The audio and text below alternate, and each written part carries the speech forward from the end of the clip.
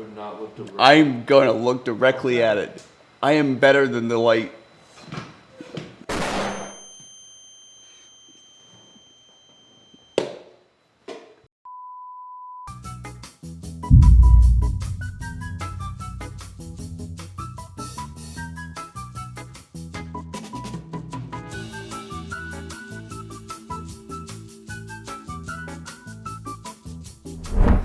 How's it going, guys? This is Giuseppe LaPaglia with Low Light Innovations. Today we're going to show you how to swap your MH-1 into an MH-14.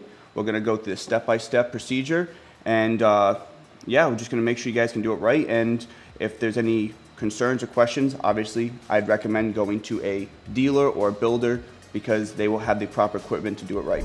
All right, guys, so now we have our MH-1, we have our MH-14, and we have some tools and some parts that you're going to need, and it's going to come with the kit. So if you get an MH-14 with a pod, it's going to come with a gasket and a tube retaining ring.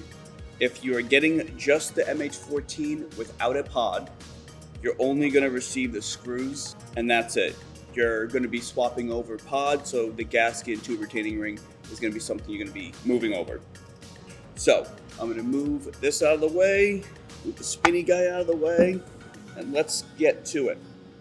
So you have a T10 driver, and if you're having an EGAC system like Elbit, L3, Photonus, NNVT, I recommend having some sort of plier. You want to be gentle with the EGAC. If you don't have experience, I do recommend having someone with some experience doing this procedure, especially if you're going from two MH-14s to a dual. You still need to have this collimated, and that's when you're going to want to have a professional do it, unless you know how to do the Starlight collimation. And lastly, you are breaking purge when you remove this pod. So take that into consideration. If that's something that you do want to have done, you can always send it to a professional and they can do it for you. So we're going to start off by first making sure there's no battery in the unit. Clear. Now, I like to always start on the back end, and you just unscrew. You're going to be putting these screws off to the side because you're not going to be using them on your MH-14. We are going to be offering a little accessory that's pretty much going to cap the contact points, and you'll be able to utilize your existing screws. But for now, you put them aside, put them in a bag, don't lose them, stuff like that. All right, now all the screws are out. Be gentle. If you can see your EGAC without going crazy, take your tweezers, just get underneath.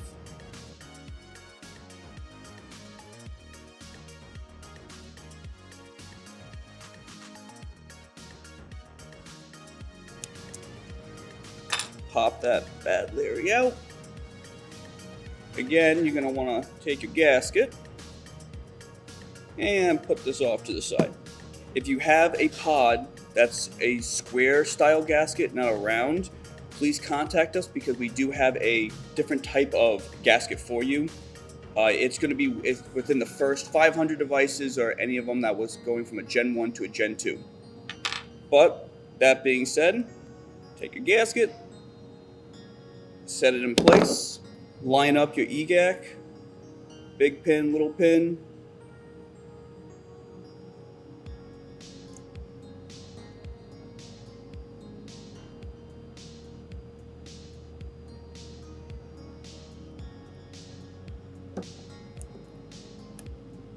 There you go. Sandwich it. Now you might have a screw already set in place coming from your battery cap lanyard. I don't have one in here. I still have the screw though in place. But just screw in. You're going to be longer than your standard. And I always like to do a little star pattern. Little diagonal.